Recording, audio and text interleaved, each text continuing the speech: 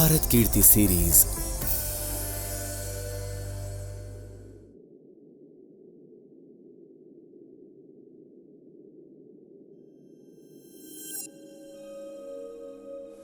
Now we move on to the 64 arts. The 64 Kala of the past and of modern India, of course. So what is Kala? Kala is that which gives you pleasure. Ka in the Ekakshar Kosh is representative of Brahma, the creator. So Kala is an expression of the creativity within each human being and that which reaches out to others through an expression of that internal creativity.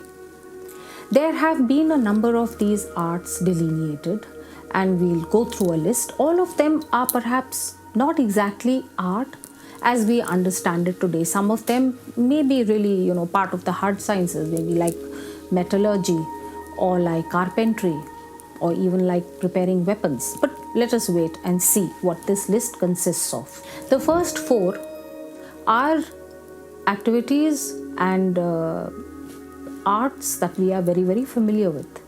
Geet, Vadya, Nritya, all these have been dealt with in detail in the Natya Shastra, which we have considered in an earlier episode. So there is a sophisticated and complex theory of music, so musicology, instruments, dramaturgy, types of performances. All these are very well dealt with in the Natya Shastra. So the Kalas have different Shastras attached to them. What about the next one? That is Alekhya, that is painting. Painting, that is Chitrakala, has a Chitra Sutra which is part of the Vishnu Dharmottar Puran of the Vishnu Puran, one of the oldest Purans, which describes the different kinds of mixtures of paints, how you should mix them, how you should prepare the surface, how you should apply these paints. What is the purpose of painting? What is the art of painting? What is the relationship between painting and the other arts? That painting and dance are very intimately connected with each other. And so it is for everything in the Indic universe. Everything is connected to each other. It presents a very harmonious whole. Now I will not be able to show you examples of modern paintings because these were probably done on perishable materials and really we don't have any remains as such. The oldest paintings that we have are from the Ajanta complex. The oldest ones belong to the 1st century before the Common Era, which is about the end of the modern Sunga era.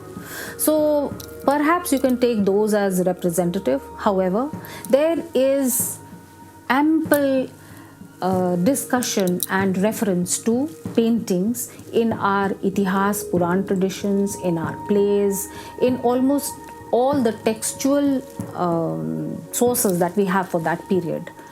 In the plays of Bhas, often paintings form the crux around which the plot moves. So although we cannot see paintings of the modern era in front of our eyes, we have more than enough descriptions of them and we have descriptions of the methodology through which these paintings were made. So let's go on down this list of the 64 arts and we can see some interesting things like painting the body. Painting the body is still something which is seen as a very interesting thing to do. There is also the very important art of the manufacture of ornaments from gold, silver and gems. They could be woven using thread or melted and fashioned into many, many different varieties as we have seen before when we did the section on costume and jewelry. The Arthashastra itself devotes 4 detailed chapters of book 2 to gems, jewelry and gemology. As we go down this list, we can see some other things which are perhaps not all that familiar to us. So preparing offerings of rice and flowers, yes, but look at some of the others. However, let's concentrate on the things that we would find a little more familiar for the moment. A Svadhya Kala, the art of cooking. It was a prized kala in the past. Food had its own huge, complicated, complex lore, which we have seen earlier again in the section on food that we did at the beginning of the Janpad series. Both men and women were experts at this. Do you remember Bhim, the Madhyam Pandav? Or do you remember Raja Nal of Damayanti fame? Both of them were expert cooks. Then there is the art of Panak Ras Rag Asav Yojan. There is also, however, a certain list of things which are strange to be found in the list of arts. These are the things like carpentry, metallurgy, gemology, and look at the one on preparing of spears, shields, and arrows. One would not really tend to think of finding them in a list of the fine arts, but here they are. Look at another one of these. Knowing provincial dialects was an art which was expected of the educated person. So in these days of language wars, just think back to a past from which we should learn that not only should we know our own language, but we should also know the languages of the provinces around us. Then there were some amusements and literary arts. Some interesting ones are Kavya Samasya Puran is another method or way of enjoying oneself which has remained with us even today. So one line is given by one player and that idea or that shlok or that kavita is completed by the other players. This has been taken over not only by other languages other than Sanskrit but even Urdu, because this is a very, very favorite way of Urdu shairi, this samasya, this completing of the samasya which is placed before someone. There were two arts concerning animals and birds, and we have illustrated these for you. One was Shuk Sarika Pralapan and the other was Mesh Kukkut Lavak Yuddha Vidhi, that is teaching birds to speak, and the other one is cock fights, ram fights, etc. Neither of these two is really unfamiliar to us. In some way or the other, it still survives, although we don't think of it as an art. Look at the last one, that is Vyayam. That is interesting and instructive, and it shows you how much emphasis there was on keeping the body fit. Now there is something here which is Shilpakala. So Shilpakala, Shilp is another way of saying creation. So you can think of all the different ways of creating things as Shilpakala, and one of them is of course sculpture. So sculpture is also seen as part of Sthapatya Kala. So sculpture also has its own origin books or origin descriptions, again in the same Vishnu Dharmottar Puran, where there is a long description of the way murti should be made. Interestingly, even the Rig Veda has descriptions of how exactly a murti should be made. So murti kala is not as separated from Vedic literature as many people would have you believe. The ways in which these sculptures should be made are also set out in the Vastu Shastra Upanishad. So look at these. These are the tools, the instruments of the beautiful sculptures. These are the tools that created the magic that we see around us, even though some of our sculptures are today in ruins. These are the tools of that magic. Now look at some of the iconography of the deities, which has also been taken from the Vastu Shastra Upanishad, and look at the way these were used along with different deities to show their own particular characteristics, and they became symbols of different deities. At Kumharar near Patna are what are called the remains perhaps of the Sugang Prasad of the Mauryans, but these are really very small and almost decimated. All we can say is that this palace was made of wood. But there are other better examples which still stand, and I say stand advisedly because these are the pillars. These are the Ashokan pillars, so-called Ashokan pillars. The lion capital. This lion capital is the symbol of modern India, so all of us are familiar with it. But there were a number of capitals with animal heads or animal figures on them, which are part of this long list of Ashokan pillars, Mauryan pillars, which have been found. So look at this. This is the Rampurva bull. Now these pillars themselves are also subject to a lot of controversy. Where did they come from? Did Ashok have all of them installed? Were they pre-installed and he just inscribe on them?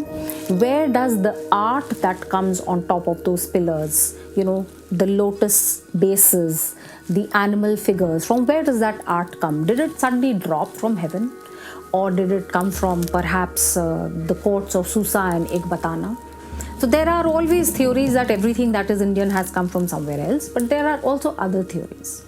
So you have people who have studied this in great detail, and the idea is that these pillars, which are in stone, came from an earlier tradition of woodwork. And remember, woodwork is part of those 64 kalas that we were just discussing. And also that these pillars could be considered along with the tradition of dhwajas or raising pillars in honor of deities, and those pillars which were found in front of the remains of modern temples that we saw in an earlier episode.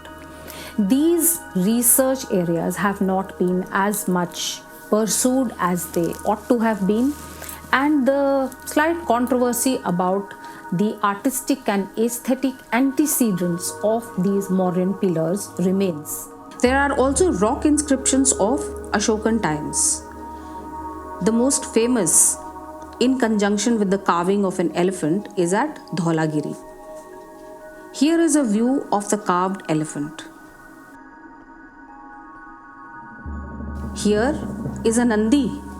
Remember that animal figures were very popular during Mauryan times, so this is Nandi. It has a Tal Patra symbol on the forehead and the famous Mauryan polish.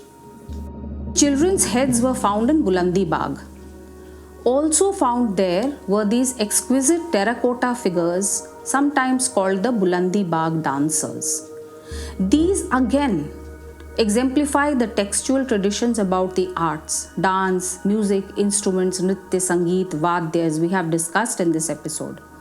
They may also represent a group of Ganikas because the iconographic features are all there. So you do see how the 64 kalas all came together and they had a common philosophy and they reflected each other. This is a picture of the Parkham Yaksh. This is a sketch of the Parkham Yaksh. This also dates from the Mauryan period. This is the sculpture of a head of a Mauryan courtier. There are also terracotta figurines and some wheel rims found, of which the meaning has not been understood as yet. There was something very special about Mauryan art. And that special thing was the polish that they gave to these lion pillars and the animal heads and the animal figures. This is a picture of a photograph of what has been called the Didarganj Yakshi, famously called the Didarganj Yakshi, one of the best extant examples of Mauryan sculpture. But is it indeed a Yakshi?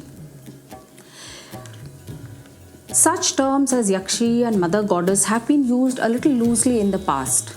Art historians have perhaps not the knowledge of text compositions and the art history, the Indic art history of the past, to put really correct classifications to these figures that have survived thousands of years. A reappraisal of this figure will tell us that this intricately carved and polished, beautiful figure of a woman corresponds to a description of Ganikas in attendance on the king, which are there in the Arthashastra. You can see the shlok, which I have had juxtaposed with this sculpture so that you can see the parallels. In fact, this figure is complete with a chavar, and was probably one of the Ganikas in attendance on the king, as has been described in the shlok. We must remember that epithets like Yakshi, Mother Goddess, etc. have been given by Western Indologists in a very mechanical manner. Some art historians today are trying a proper analysis of iconography, ancient texts and traditions, which gives us a better, more accurate and nuanced understanding. So this I present to you not as the Didarganj Yakshi, but as the Didarganj Ganika. They also gave this polish to certain cave walls. So in near Jahanabad are the Barabar caves. These Barabar caves also date from the period of the Mauryans. One of the successors of Ashok, called Dashrath, his inscriptions are found over there. These were dedicated to the Ajiviks. These were not completed. These Barabar caves are unfinished, but you can see the polish on the walls, and you can also see certain finished and half-finished paintings on the walls of the Barabar caves. So Mauryan polish and Mauryan pillars are very important examples of the art of sculpting and the art of sthapatya as it existed during that time. This is but a short view of the depths and extent of the art of the past. I can only say that I have given you some idea of the theory, the practice and the remains that were found during the Mauryan period, which showed you how they were connected to the theory of Indic art.